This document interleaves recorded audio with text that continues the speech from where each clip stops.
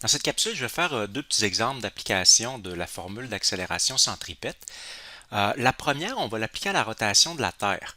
La question ici, ça serait de trouver la diminution de l'accélération due à la rotation de la Terre. Autrement dit, on a une personne ici qui serait à l'équateur, debout à l'équateur. On sait bien que cette personne-là va subir l'accélération gravitationnelle terrestre, 9,81 mètres par seconde carré, mais étant donné que la Terre est en rotation, si on choisit la Terre comme système de référence, bien la personne en question va subir une accélération centrifuge, donc vers l'extérieur, c'est-à-dire vers le haut pour elle. Alors, quelle serait cette accélération-là qui va donc se soustraire à l'accélération gravitationnelle terrestre? Donc, en fait, il s'agit d'utiliser notre formule d'accélération centripète, qui devient cette fois-ci, étant donné qu'on choisit la Terre comme système de référence, l'accélération centrifuge. Donc, on a besoin de la vitesse au carré et du rayon. Alors, pour ce qui est du rayon de la Terre, on peut le trouver facilement. C'est 6380 km environ pour le rayon de la Terre. Ensuite, la vitesse, ben, elle aussi, on peut la trouver assez facilement. Dans le fond, la personne en question, ici sur l'équateur, va parcourir un tour, donc 2 π, durant un temps, la période, qui est en fait 24 heures. Donc, la Terre tourne sur elle-même en 24 heures. Donc, on peut trouver notre vitesse comme ceci, en faisant 2 π. Donc, je vais ajouter 3 zéros pour l'avoir en mètres, le rayon de la Terre. Et puis ensuite 24 heures. Et évidemment, on va mettre ça en secondes. Donc 60 fois 60, 3600 pour avoir des mètres par seconde. Donc, on peut faire ce calcul-là en premier. Ça donne environ 464 mètres par seconde.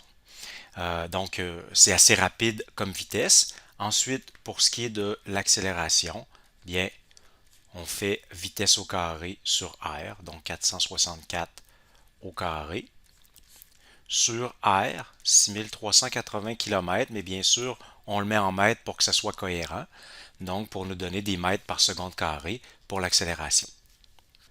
Alors, ça donne environ 0,03 mètres par seconde carré. C'est assez petit, mais c'est quand même pas négligeable. Vous voyez, si on le compare à l'accélération gravitationnelle de 9,81, si on le soustrait à ceci, alors ça va donner 9,78 mètres par seconde carré. Donc, ça diminue effectivement un peu l'accélération gravitationnelle. Ça a des répercussions sur le poids, d'ailleurs. Si on calculait le poids d'un objet avec évidemment, on est un peu d'avance pour parler de ça. Ça va être au chapitre 5 qu'on va en parler, mais vous l'avez vu au secondaire, le poids d'un objet, ça se calcule en faisant m fois g, donc la masse fois 9,8. Alors, si on calcule le poids avec 9,81 et un autre poids avec 9,78, pour une masse de 100 kg, ça fait une différence d'environ un peu plus de 3 kg. Donc, ça paraît, en fait, c'est quelque chose qui est vraiment mesurable. On ne le sentirait pas vraiment nous-mêmes sans prendre des mesures, mais si on prend des mesures, c'est quand même assez facile de pouvoir le mesurer. Deuxième exemple qu'on va faire, c'est ici une montagne russe, dans le fond. Le chariot qui est là, ou le train qui est là, va faire la boucle ici.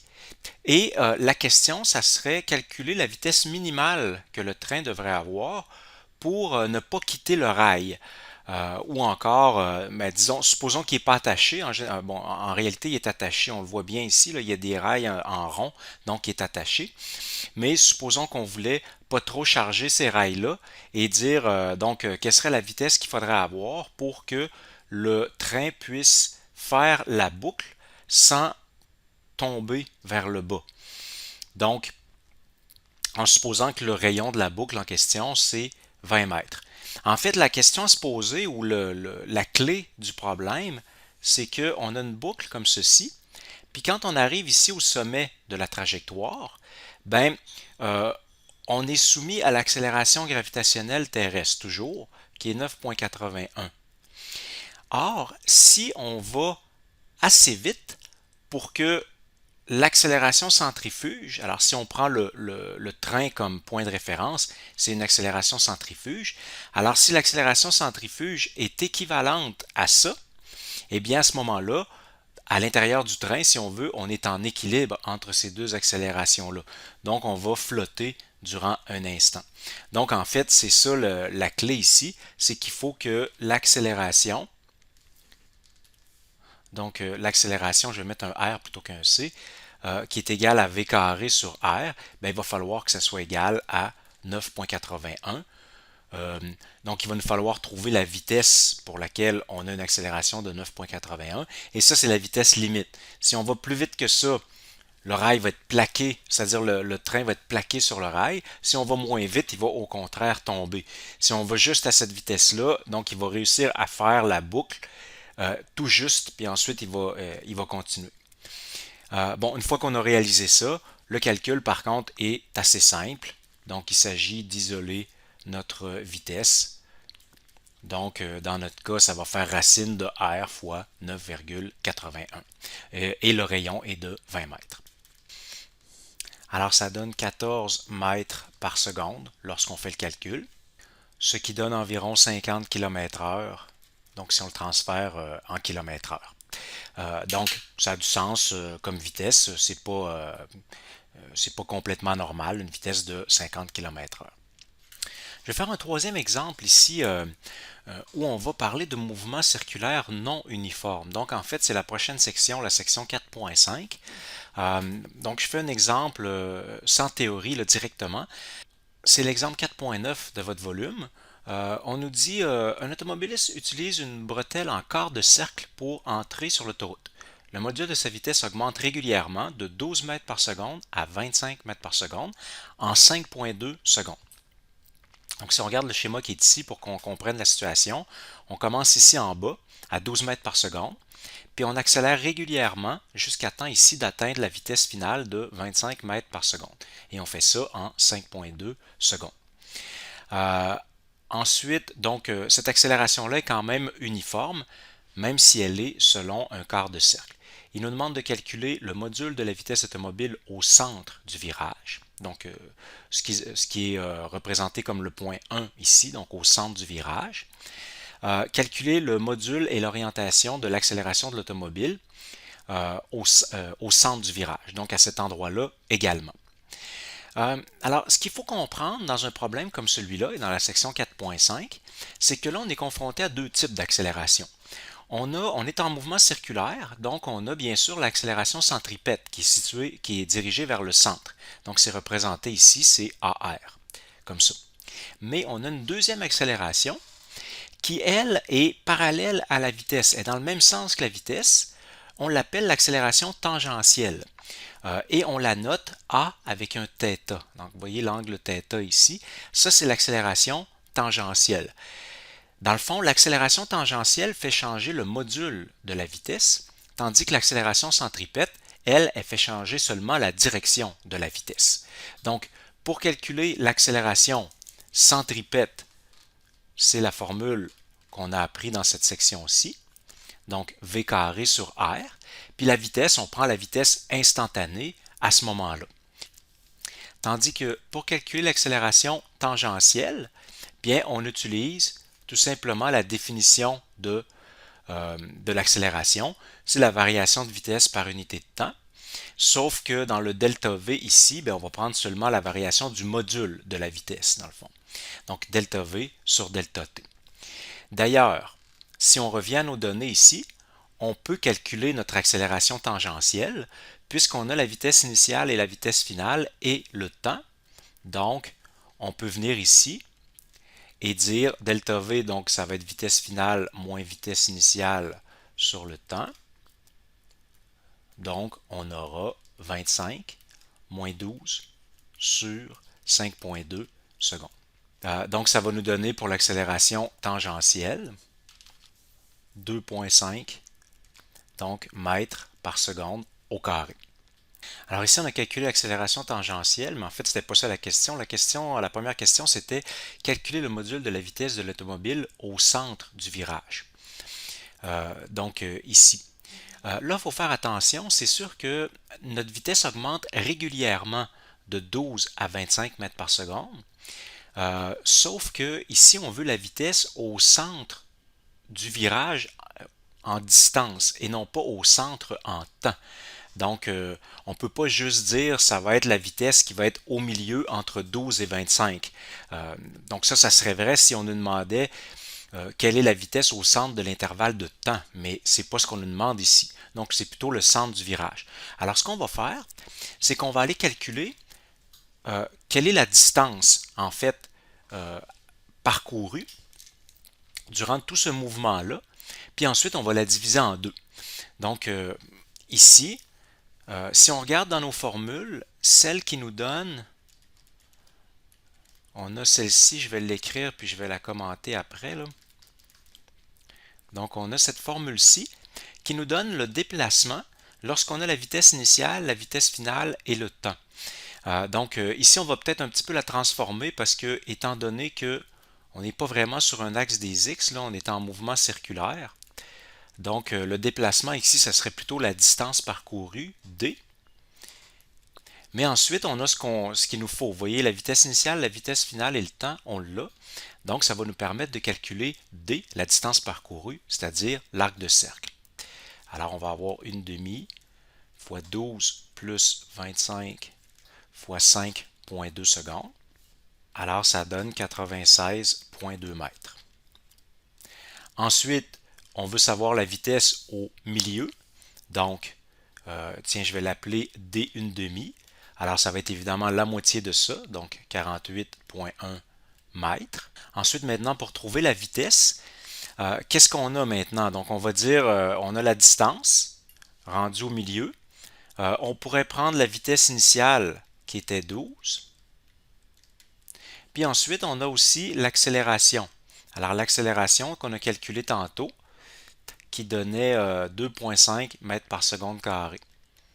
Donc 2,5 mètres par seconde carré. Avec ces trois données-là, c'est suffisant pour calculer notre vitesse finale. Je vais l'appeler, tiens, V une demi. Ça sera notre vitesse finale de cet intervalle-là, évidemment. Donc, distance, vitesse, accélération. La formule qui va nous donner ce qu'on cherche, c'est la formule suivante. Tiens, je la modifie un peu, là. C'est 2A fois la distance. Cette fois-ci, delta x, je vais le remplacer par D, puis je vais mettre A θ. Donc, c'est la dernière formule, en fait, du MRUA. Donc, on va mettre nos vitesses là-dedans. Alors, vitesse initiale, c'était 12 au carré, plus 2 fois 2,5 fois la distance, donc 48,1 mètres. Ça va nous donner la vitesse au carré. Et ensuite, on va prendre la racine.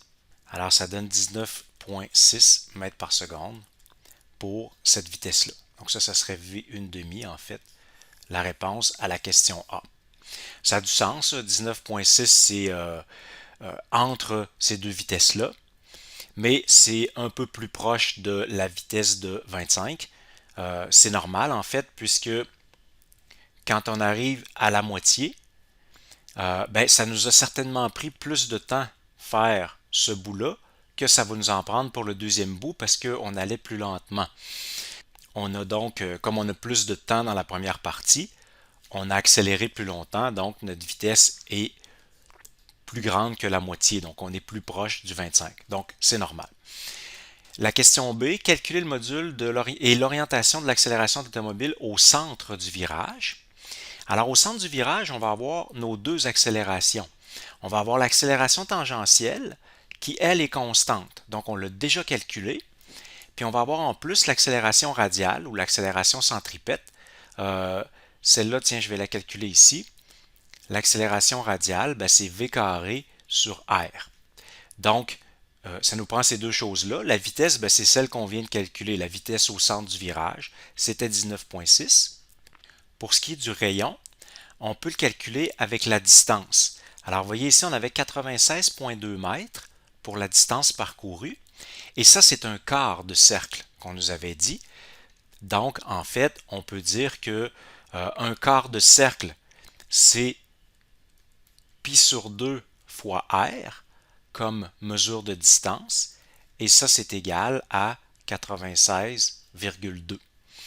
Donc, on peut trouver, la formule que j'ai appliquée ici, dans le fond, c'est delta S, donc la distance parcourue sur un cercle égale R delta θ, formule qu'on a vue à la capsule précédente, là. Donc, delta S, c'est 96 mètres. Ici, on a R fois delta θ, donc delta θ pi sur 2, lorsqu'on a un quart de cercle. Donc, on peut calculer notre rayon comme ça.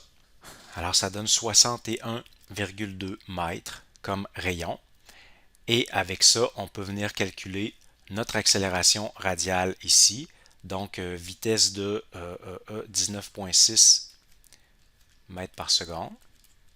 Alors ça va être au carré. Puis on divise par notre rayon de 61,2 mètres. Alors ça donne 6,3 mètres par seconde carré. Ensuite, il nous demande le module et l'orientation de l'accélération.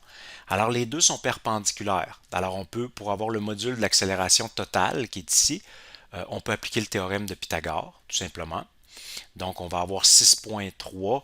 Je pourrais les mettre ici, tiens, 6,3 qu'on avait calculé pour l'accélération radiale, puis 2,5 pour l'autre. Donc, tiens, je vais peut-être effacer la barre que j'avais mis ici. Alors, on avait 2,5 pour l'accélération tangentielle. Donc, pour l'accélération totale, le module de l'accélération totale, on va faire racine de 6,3 au carré plus 2,5 au carré. Ce qui donne environ 6,8 mètres par seconde carré. Donc, ça serait le module. Pour l'orientation, ben, vous voyez, on l'a schématisé un petit peu ici. On pourrait calculer notre angle phi qui est ici avec une tangente. Donc, on va dire tangente phi égale opposé sur adjacent, c'est-à-dire 6,3 sur 2,5. Tangente phi égale 6,3 sur 2,5. Donc, on aurait notre angle comme ça. Ça donne environ 70 degrés. Donc, lorsqu'on fait le calcul. Donc, on pourrait répondre à 70 degrés, disons, à droite de la trajectoire, quelque chose comme ça, ou encore faire un schéma comme c'est représenté ici.